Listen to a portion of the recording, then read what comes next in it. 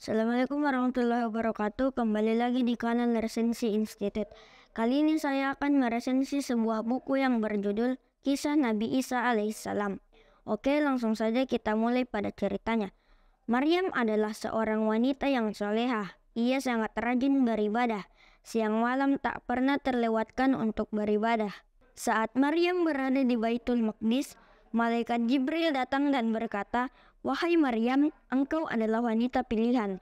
Allah Subhanahu wa Ta'ala akan memberimu seorang putra bernama Isa. Kelak ia akan menjadi nabi." Atas kehendak Allah Subhanahu wa Ta'ala, Maryam mengandung. Maryam mengasingkan diri ke tempat sepi. Setelah kandungannya besar, Maryam pun melahirkan.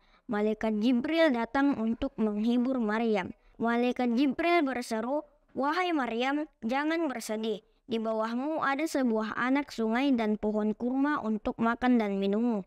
Setelah cukup kuat, Maryam pulang bersama bayinya, Isa. Penduduk kampung heran melihat Maryam pulang dengan seorang anak. Maryam pun mulai mendapat hinaan dan cemoohan. Maryam tidak dapat menjawab pertanyaan penduduk. Ia malah menunjuk kepada bayinya. Penduduk mengira Maryam hilang ingatan. Bayi kecil itu berkata, "Aku ini hamba Allah Subhanahu wa Ta'ala. Allah Subhanahu wa Ta'ala mengangkatku sebagai nabi dan memberikanku kitab Injil." Penduduk sekitar tidak percaya dengan apa yang baru mereka lihat dan dengar. "Aneh, bayi sekecil ini bisa bicara," seru seorang penduduk. Berita mengenai bayi Maryam bisa bicara tersebar kemana-mana. Saat itu negeri Palestina dipimpin oleh Raja Herodes. Ia seorang raja yang sangat kejam dan bengis. Melihat hal itu, Maryam pun pergi ke Mesir bersama Isa dan seorang sepupu bernama Yusuf An-Najjar. Setelah Raja Herodes dikabarkan meninggal, Maryam, Isa, dan Yusuf An-Najjar kembali ke Palestina. Allah Subhanahu wa Ta'ala memberikan mukjizat kepada Nabi Isa. Ia bisa menghidupkan burung dari tanah liat. Ia juga bisa menghidupkan orang yang sudah meninggal. Pada usia 30 tahun, Isa diangkat menjadi nabi. Malaikat Jibril datang menemui Isa di Bukit Zaitun untuk menyampaikan wahyu. "Wahai Isa, engkau diutus sebagai nabi untuk mengajak Bani Israel beriman kepada Allah Subhanahu wa Ta'ala." Seru malaikat Jibril. Melihat mukjizat Nabi Isa, ada di antara Bani Israel yang beriman.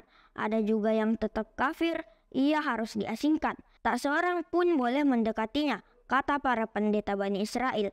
Lambat laun dakwah Nabi Isa membuahkan hasil. Ia pun mempunyai 12 orang murid. Mereka dikenal dengan sebutan Hawariyun. Mereka sangat setia kepada Nabi Isa.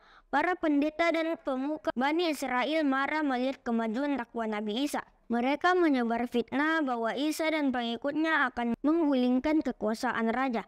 "Tangkap siapapun yang berani menggoyangkan kekuasaanku," teriak raja. Nabi Isa berusaha menyelamatkan diri. Ia hidup berpindah-pindah dari satu tempat ke tempat lain. Seorang murid Isa bernama Yudas berkhianat.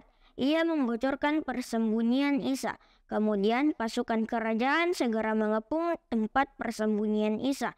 Nabi Isa berhasil diselamatkan oleh Allah Subhanahu wa Ta'ala. Para tentara istana kerajaan malah menangkap Yudas yang dikiranya Isa. Yudas meronta-ronta, tapi ia tak berdaya. Tubuhnya kemudian diseret dan meninggal di tiang salib. Dan itulah dia cerita dari kisah Nabi Isa alaihissalam. Ada pertanyaan?